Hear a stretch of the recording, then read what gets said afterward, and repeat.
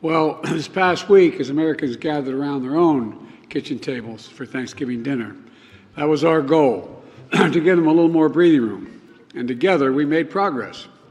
You know, from turkey to air travel to tank of gas, costs went down. They went down.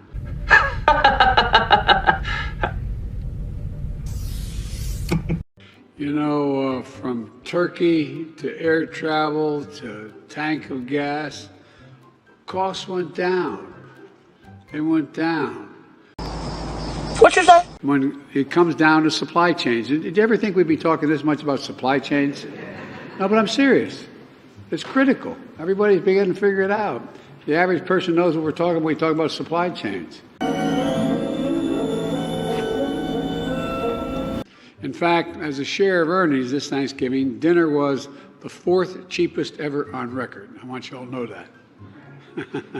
I look at all the press, look at that. Oh, right.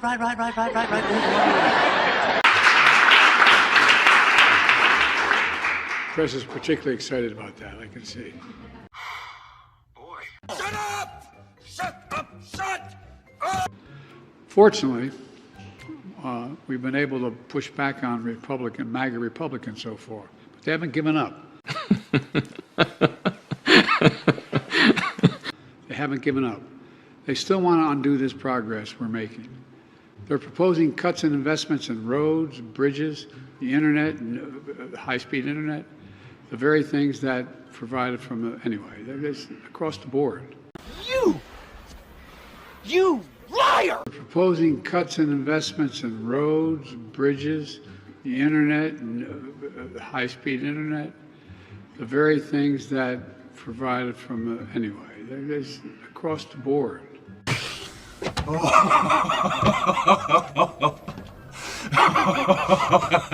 While in San Francisco, I also met with President of Mexico. Together, we committed to expanding law enforcement cooperation and intelligence sharing to better disrupt the flow of fentanyl and dismantle the violent chemical groups that traffic synthetic drugs in our communities. Okay. Go! We've made record seizures of fentanyl at the border this year, intercepting these dangerous drugs before they can get into the United States to do the damage they do. What the hell are you talking about? Who are you talking to? Now, just to get here, Liberty and Bell had to beat some tough odds in competition.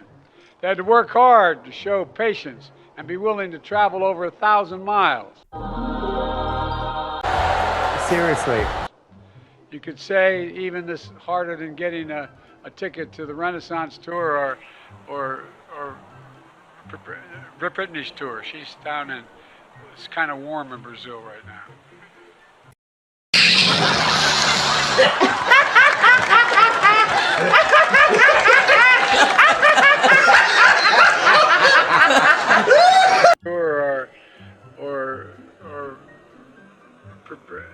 or Britney's tour. She's down in, it's kind of warm in Brazil right now. Just living the dream. That's unbelievable.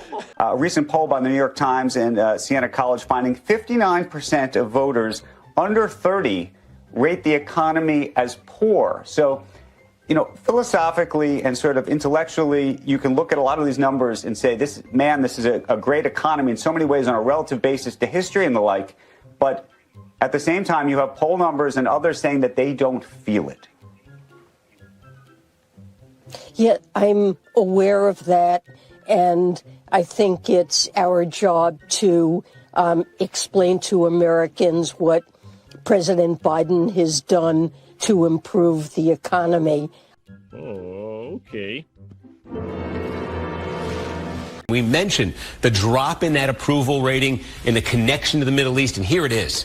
On foreign policy, 33% approve of Joe Biden's job performance just in September.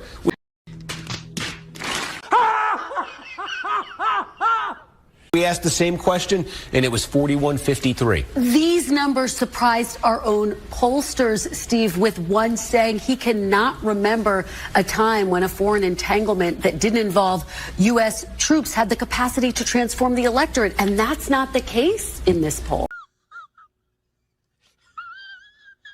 No, and go even a step further on this one. I think this jumps out at you too.